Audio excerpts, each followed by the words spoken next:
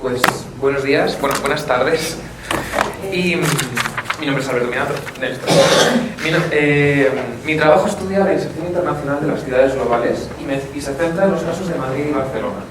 He elegido estos casos porque para profundizar tienen una parte común que tiene que ver con la inserción del Estado español en los procesos globales para facilitar esta inserción subnacional y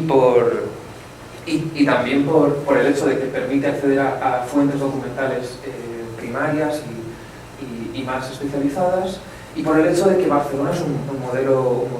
de talla mundial, una referencia en las relaciones internacionales de las ciudades.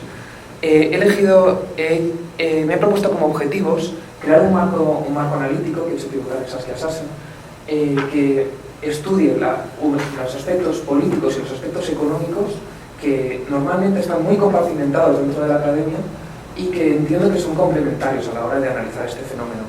En segundo lugar, porque he intentado también investigar las acciones concretas, los procesos y las dinámicas que han tenido que ver con la inserción de las ciudades y qué actores han tenido un papel clave en insertarse o en dificultar este proceso. Y por último, he intentado vincular la globalización, que se suele articular discursivamente como un fenómeno abstracto, a la ordenación urbana y la articulación del territorio. He hecho pivotar mi análisis, como decía, en Saskia Sassen, porque ella es quien desarrolla e impulsa el concepto de ciudades globales, quien es una referencia importante dentro de la corriente de investigación que estudia lo global desde lo local, y porque también tiene una concepción muy particular de cómo es la globalización. El fenómeno de las ciudades globales se adscribe en una teoría de la globalización según la cual el Estado no simplemente desregula o se presenta como víctima, sino que desnacionaliza activamente, y lo mantiene, desnacionaliza algunas actividades y funciones que históricamente han sido suyas, que ha monopolizado como soberanas, y que ahora reorienta hacia los procesos globales. Esto sería, por ejemplo, la articulación de la economía o la ciudadanía, que solía ser un ensamblaje unitario, y ahora las migraciones globales cambian esto, la doble nacionalidad. Son muchas las reorientaciones de capacidades que han ocurrido para formar este orden global, y el Estado lo implementa y lo mantiene. Por esto también es por lo que he investigado en un apartado específico el papel del Estado, para hablar luego de la inserción de las ciudades globales concretas que he elegido, Madrid y Barcelona. Las ciudades globales en sí son espacios estratégicos que proveen de unas funciones muy concretas a la globalización, concretamente a la economía global corporativa. Estas funciones tienen que ver, por ejemplo, con servicios altamente especializados a los actores que operan internacionalmente, son centros para la producción de información y para su intercambio, tienen una altísima densidad institucional. Todos estos flujos de información son importantísimos para que la globalización se materialice. Y también por esto mismo, y por el hecho de que tienen sedes empresariales, son nodos de comercio y de inversión, tienen unas funciones de comando políticas y económicas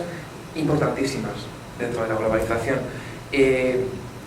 Eso sí, en términos de agencia en las relaciones internacionales, no podemos decir del todo que las ciudades sean actores. Podemos hablar de ellas en un sentido narrativo, metafórico. Madrid es internacionalizada, sí, pero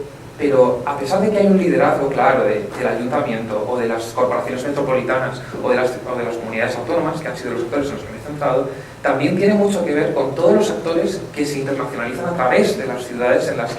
que están operando. Entonces tiene también mucho que ver con la inclusión del sector privado y de la sociedad civil dentro de las relaciones internacionales. Y esto es lo que he intentado revisar en un apartado propio, intentando conceptualizar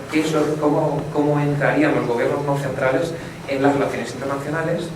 y el resultado sería,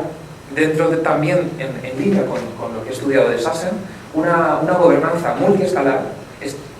y no multinivel, porque la jerarquía entre las escalas es solo parcial, y hay una autonomía relativa y considerable entre las distintas escalas que se relacionan entre sí. Y también, como decía, copada por actores nuevos o actores que antes no estaban en el mismo sentido, magnitud.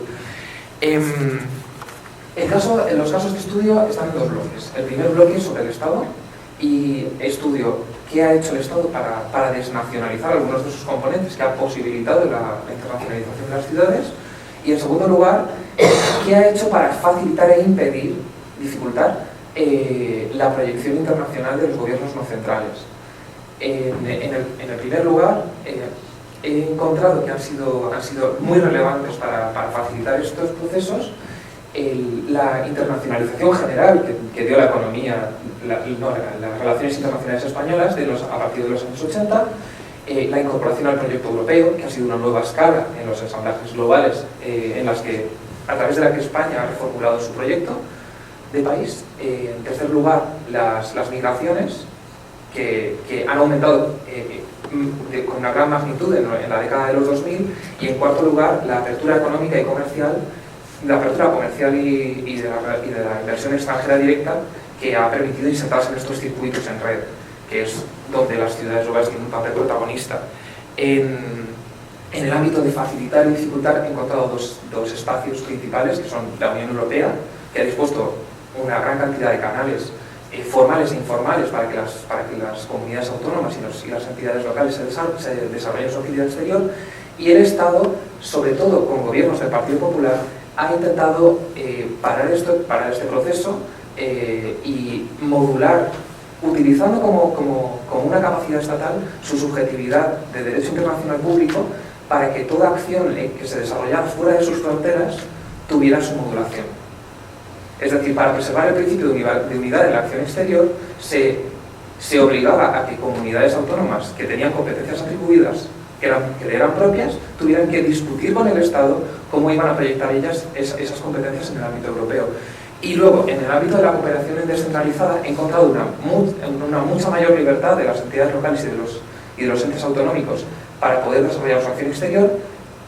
pero también ha habido casos, he encontrado documentación de casos en los que el Estado ha intentado también controlar y retener, resistir a la participación y a la coordinación, que entiendo que es necesaria, la coordinación con los entes subnacionales. En cuanto a los casos concretos, a las especificidades de Madrid y las especificidades de Barcelona. Madrid,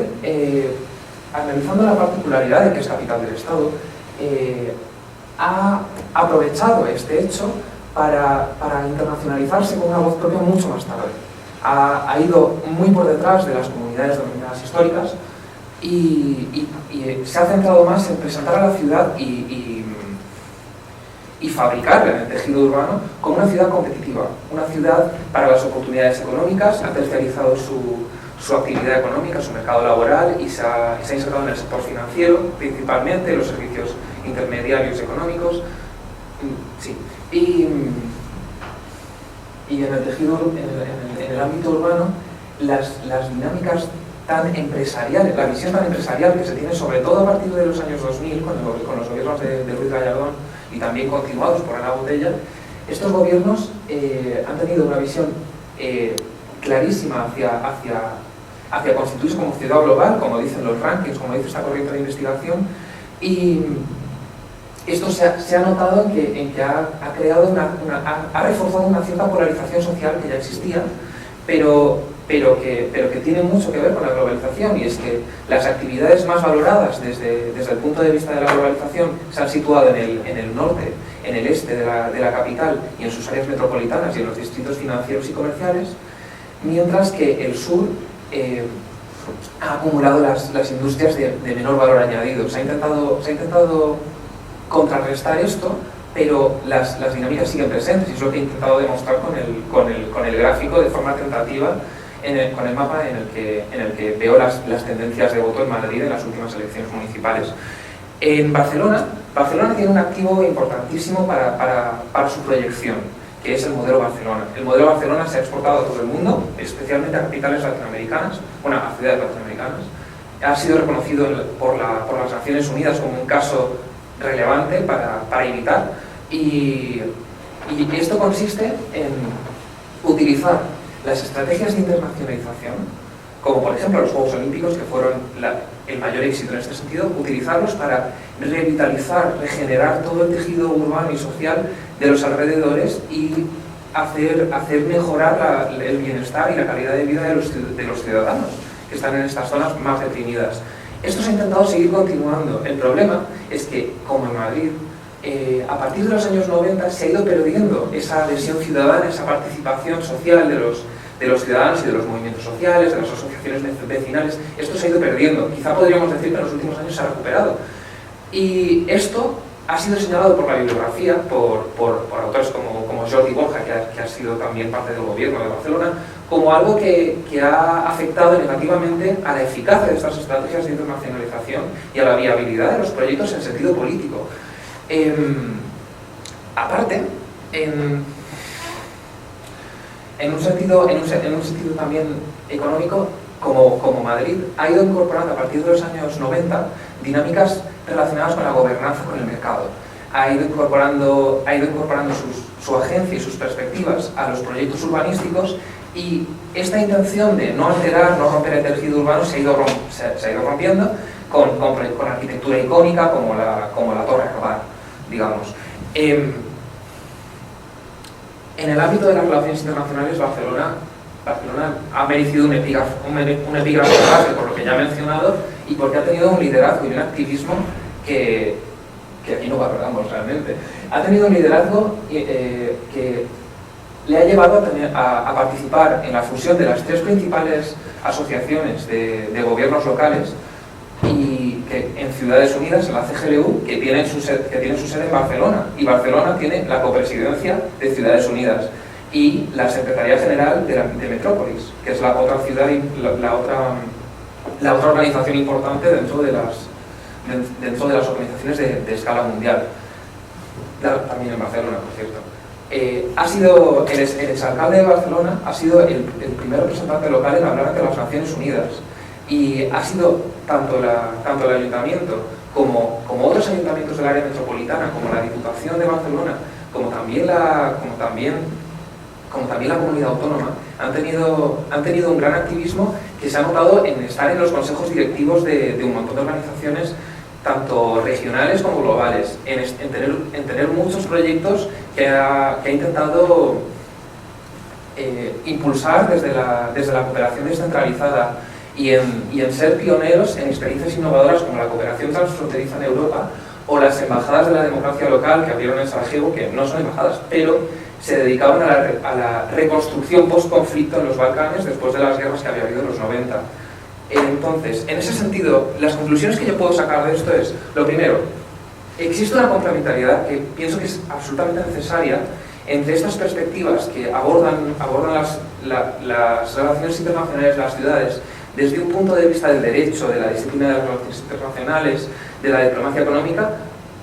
con aquellas perspectivas que incorporan también el espacio urbano, las dinámicas de participación ciudadana. La globalización tiene una base material, está vinculada con el territorio, como me ponía a demostrar y creo que muestro a través del trabajo. Y en segundo lugar, yo pienso, a partir de lo que he estudiado, que si bien la participación de los actores privados puede ser necesaria para hacer un proyecto económicamente viable, y que también tenga en cuenta que los actores privados tienen interés que hay que tener en cuenta, la participación ciudadana es absolutamente fundamental. Es fundamental para que los proyectos tengan éxito. Y sin ella, si utilizamos las lógicas globales económicas para pasar por encima de las necesidades de la población, creo que estamos cometiendo el error de pensar que no hay otra alternativa, y aquí también. Muchas gracias.